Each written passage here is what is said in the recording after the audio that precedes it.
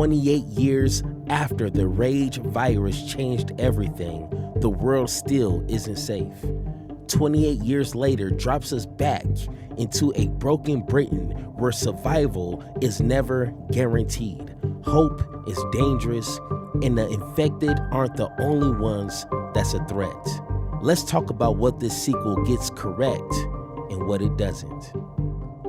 Hey guys, thank you for clicking this video, and my question to you is, have you seen 28 years later Bone Temple? So let's start off with my overall reaction, and then we'll kind of get into the details, and I'll try to not do any spoilers or hint at anything, but my first expectation was zombies. Zombies, and when you thought there was no more zombies to be given, it's more zombies. And unfortunately, that's not what it was. You know, like it still had that. Don't get me wrong. But I'm thinking like World War Z, where it's just a mountain of zombies everywhere. You know, so one, I want to say my expectations of this movie, which I think it was a good thing. My expectations were here, and it totally was different environment, a different type of storyline I was expecting. And I think that was for the better, because if you go to a movie expecting something and you get what you expected, like sometimes that could be boring. Sometimes you want to be surprised and not get what you're expecting, and what you get is better than what you expected. You know what I'm saying? Hopefully that makes sense. But that's what I got out of this movie. And of course, you're going to have your human element to it, just like any, survival type of movie. You're going to have either your monsters or your world trying to kill you, and then just human nature kicking in and just trying to survive. And then you have your crazies, your weirdos. And this movie gave you that for sure. And that was what I expected.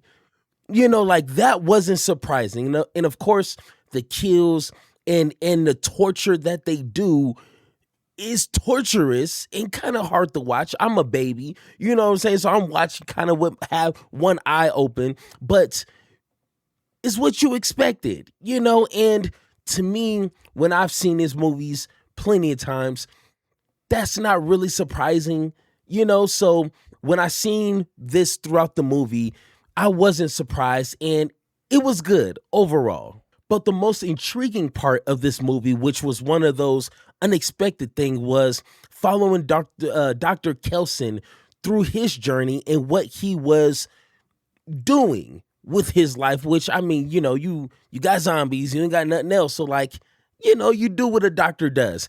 And surprisingly, that was the interesting part throughout this entire movie. And I wanted more. Like, I know when it comes to, balancing this movie with the different elements of this type of survival movie, I wanted to kick it with Dr. Kelson for the entire movie, because that was new.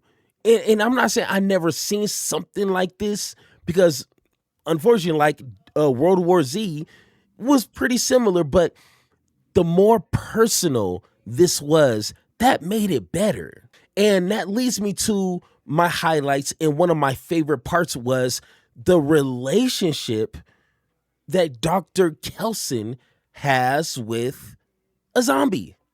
And not to give any spoilers here, I'm not really sure if the trailers kind of portray this, but it is very interesting.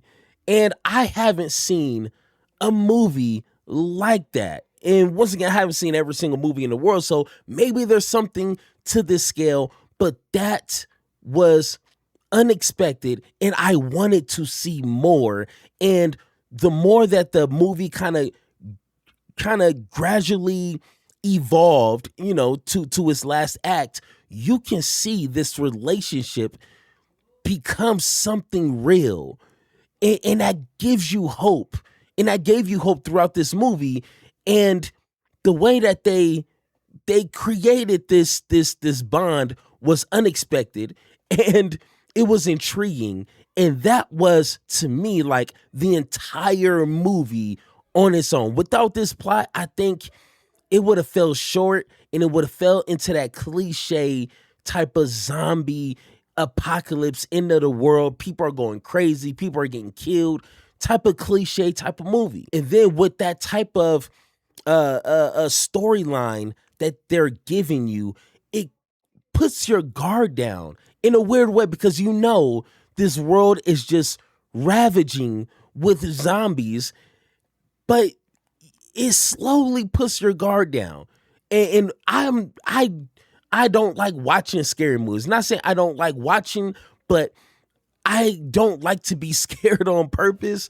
But like I knew this was a scary movie, and I knew it was gonna be jump scares, and I knew it was gonna be people dying in a whole nine. But the main storyline was so damn intriguing, it made my guard go down. Now, I don't know if that's a good thing. This is a thriller. Is it supposed to do that? Like, am I supposed to want to listen to the talking, not watching the action, but I want to see what they're doing over here? Is a thriller supposed to do that? Or is its main focus supposed to be the brutal killing and the jump scares and everything in between? Because they kind of didn't do that. And I was kind of digging it. And unfortunately, that was the letdown of the movie. Because, at least for me, they made the storyline so intriguing and just a whole different battlefield. It didn't give me enough. Like, of course, they gotta, kind of tell you the other storyline with the human aspects and, what this cult and his little kid kind of got himself stuck in. Of course, it has to kind of give you, the storyline and kind of help you through it. But to be honest, I really didn't care. Now at the end of the movie, both the cult storyline and Dr. Kelson's storyline, they interject and it makes sense. But can I be honest with you? I wanted to see more of what Doctor was doing. And with this zombie, he built this relationship with. Because like I told you, the whole cultish type of, brainwashing, torturing people, that storyline has been said and been shown and has been watched millions of times. So I kind of knew what I was expecting with that. And it's almost like the Transformers movie. Like I want to see the Transformers fighting. I want to see them transforming into all kind of things. I want to see the action. But then they got to pivot to the humans talking, the humans doing what humans do, Air Force bombs, shooting guns. Like, been there, we've done that. Let me see where the action is. That's where the interesting part is. And it just felt to me with this short runtime, it gave too much to the cult and what they were doing.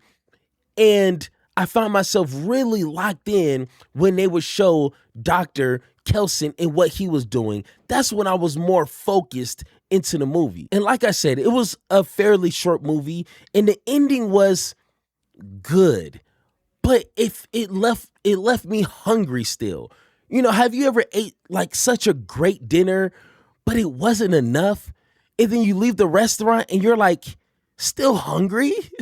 And so you go home and eat a bowl of cereal, and that cereal is just not going to be enough to what you experienced at that restaurant. That's what this movie felt like. It felt like this needed to be like a 3-hour movie.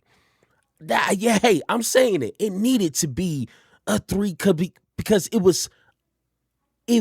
wanted me to follow more and build a relationship with these people on the screen. That's how good it was, but it cut it short and it cut it like straight short. And I don't want to give any spoilers, but damn, I wanted to see more. And maybe that's a good thing. Maybe they're planning a sequel or a sequel to to the sequel. I'm not really sure what that is. A sequel. So maybe that's a good thing. Like, they already have a ticket on my end. But damn, man, they definitely did me wrong with just ending the movie the way they did. So to give my honest opinion about this movie, to give you guys an honest rating, I'm going to give it a B+. Now that falls under the category of wait till this hits streaming. But if you really have the extra money and you have the time, go ahead and see it. You won't be let down. You won't be like leaving the movie theater like, I just wasted my motherfucking money. But if you don't have the money or the time, trust me, you're not missing anything substantially interesting that you can't enjoy at home. And like I said, I think whatever they're going to be coming up with in the future, I think that's where the meat and potatoes is going to be. And this movie does a great job building towards hopefully something that they're going to give us sooner than later and not 28 years later, because it was, at least to me, something refreshing, something new, something interesting, and I want to see more of it. So once again, guys, I appreciate you guys clicking this video and watching and spending your time with me. Let me know in the comments down below if you've seen this movie. Tell me your opinions. Tell me what you think. Let's have that conversation, and I will see you guys in the next review.